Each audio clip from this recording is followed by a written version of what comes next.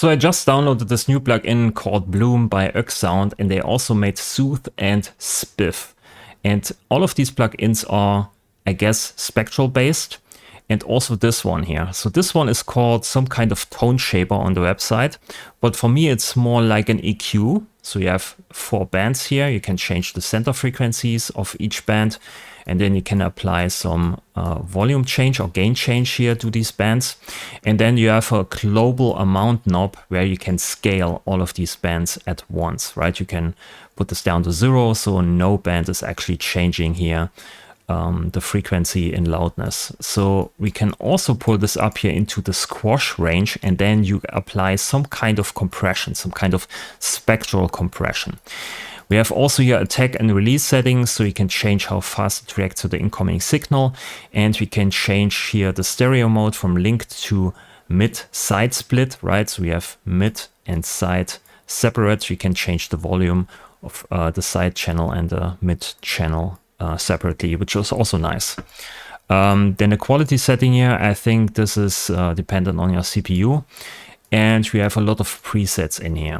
We can't resize the plugin, that's not possible, but we have here this button where you can change it from small up to extra large. You can't change the color, it's pink. That's it, basically. So yeah, there's one big downside or 2 big downsides of this plugin, in my opinion. And the first one is actually the price. So the price is $200, which is, in my opinion, is way too expensive for an EQ or for a tone shaper. And then you need to have iLok installed, also for the trial version. So if you want to just demo this, you need to have iLok installed, right? Yeah, and it's also here described as an EQ. And you can bring in all the, you know, the usual marketing words, your warmth, clarity, brightness, and so on. You can do this just with the normal EQ also. But this one is spectral based, so you don't introduce a lot of phasing issues. If you have a lot of problems with that, then maybe this is something for you. But it's more like a tone shaper in terms of that you can bring in some warmth and some vibe, some feels, get some harshness out of the mix. I think for that, it's the right tool. But still, for me, it's too expensive. I would say $150 or maybe $100 would be fine for this kind of tool. And then also without iLok. I'm not a big fan of iLok. I put you a link in the description to this website here so you can read it for yourself. So yeah, let's actually apply this here to the mix. Let's use it here on, pull this down to 0. Then maybe try it out here on the high end.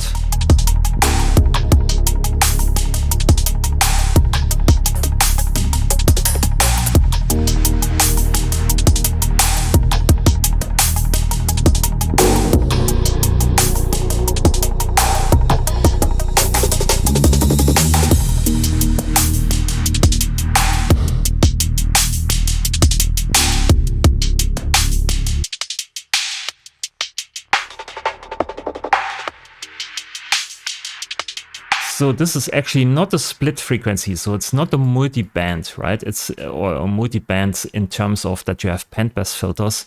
It's more like a center frequency, and then it takes some upper and lower frequencies with it if it makes sense to the plugin. So it's content aware, at least that's what the website says. It's content aware. I don't know what this means. Maybe they have some AI in the background to actually, you know, recognize certain instruments or types of instruments. I have no idea how this works, but this is more like center frequencies and not like bandpass filters.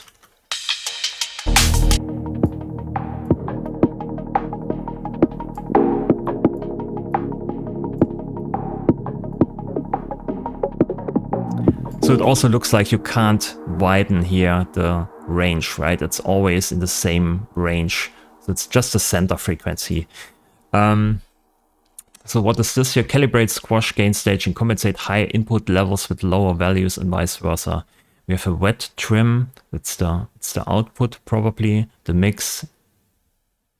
Oh yeah, I see. Okay.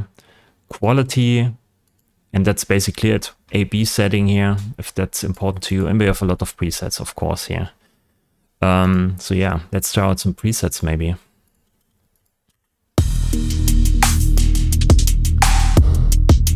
Master bus, mix bus.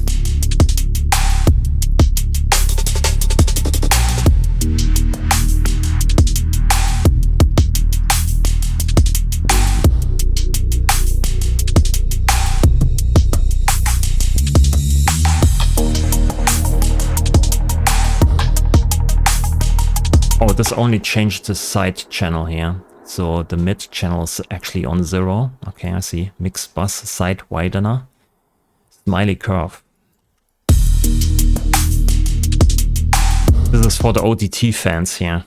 The smiley curve.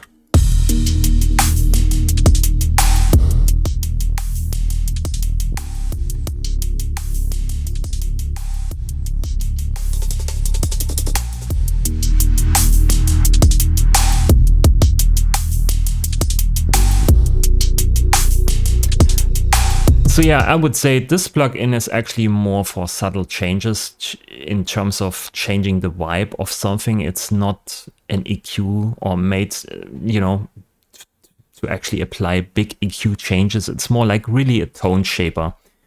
It's an EQ, but it's more like a tone shaper. So it's not an EQ, but it looks like an EQ and it works like an EQ, but it's more for shaping the tone, the overall vibe. If this makes sense to you. So I have to gain a bit more experience with this here, apply it to multiple different sounds to actually gain a real final opinion on this. But I think just, you know, the price point for me, it's actually a letdown, and the iLog is actually a big letdown for me. So yeah, let me know in the comments down below what you think, if you already tried this out, maybe if you have some experience with it, what you think about it, let me know in the comments. I think that's it for this video. Leave a like if you liked the video, subscribe to the channel. Thanks for watching, and I'll see you in the next video. Bye.